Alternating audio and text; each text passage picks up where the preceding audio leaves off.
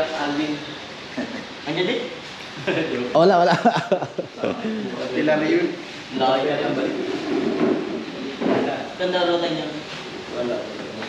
Ay! May sinabi to kahapon. Gusto niya makalaro sa basketball siya. Kami ako, 1-on-1. Sabi ko, Nakita ko yung laro nyo dito eh. oh, Yung parang tournament niya na ano. Ako ang announcer pa ba ganun? Ikaw nasa nun. Oo, ako ang announcer. sabi ko kasi kay Vincent, huwag niyang lalambitinan. Nilalambitinan niya ay. Hindi ba? Yun na pala eh. Wala na. Sino Gusto ko magdalang bola eh. Sa Kaso, Sayang. wala na akong mapaglagyan. Kasi ulpat na ano mo na yun eh. Oo. next time po.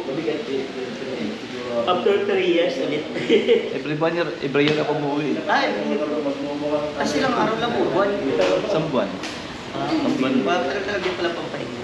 Oo. Pero mas sulit kasi nasa Boracay. Dito sa ano, Welcome na welcome po dito sa hanggang sa mga gustong makamamit kami, ang Team Kalingap. Ayan, welcome na. kung may sobra-sobra kayo na pag pinapang-inom nyo lang dyan, padala nyo na lang dito.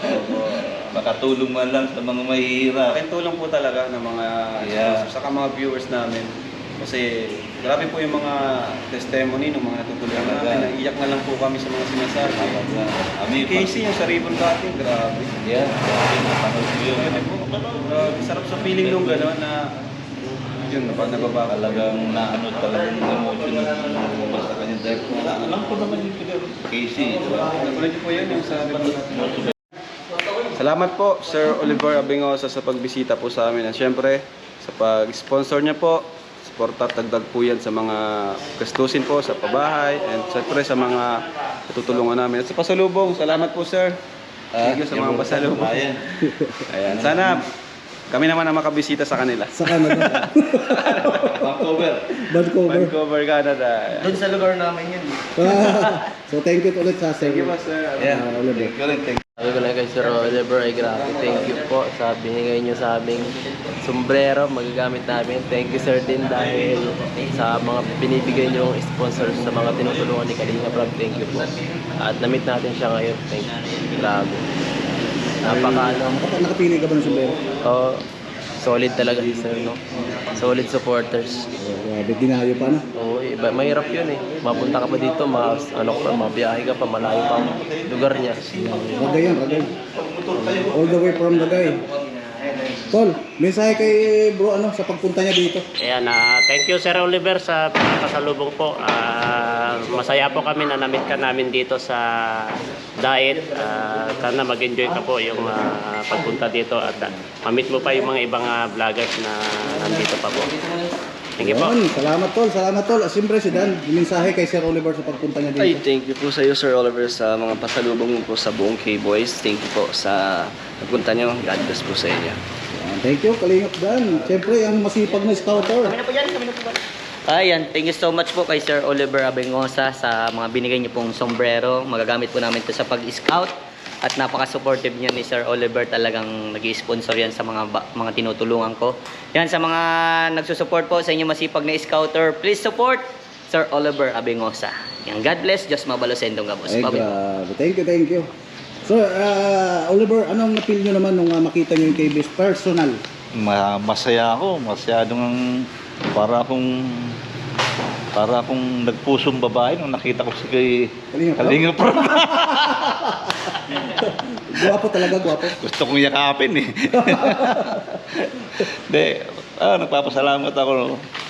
Na-meet ko rin silang lahat. Hindi lang si Kalinga Prab, lahat ng mga K-Boys. Hindi nga sila kompleto eh.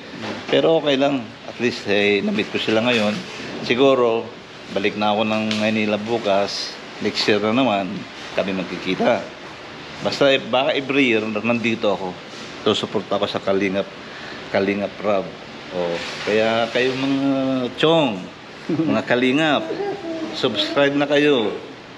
Kuya Bal Santos Matobang, Ate Edna Vlog, especially kagwapong Kalinga Prab at Kika Prondi. Yun ang bless. pinaka...